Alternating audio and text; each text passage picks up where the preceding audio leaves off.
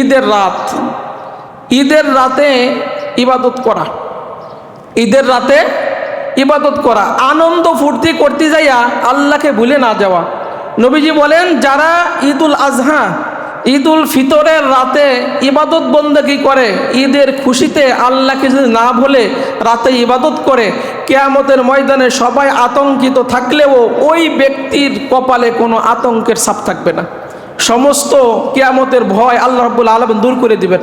আপনারা শুনছেন না যে আল্লাহ বলেন যে কিয়ামতের ময়দানটা ভয়াবহ দৃশ্যটা এমন হবে, পেটে বাচ্চা থাকলে অনায়াসে ডেলিভারি হয়ে যাবে, মানুষকে দেখা যাবে মাতালের মতো, আসলে মাতাল না, যুবকদের দেখা যাবে বৃদ্ধের মতো, আসলে বৃদ্ধ না, ওরা ভয়ে, যেহেতু তার চোখের সামনে জাহান্নাম, চোখের সামনে পুলসিরাত, চোখের সামনে ফেরেশতারা কি দিয়ে আযাব দিবে সব তার চোখের সামনে, ভয়ে মানুষ এরকম হয়ে যাবে, মাতাল হয়ে যাবে।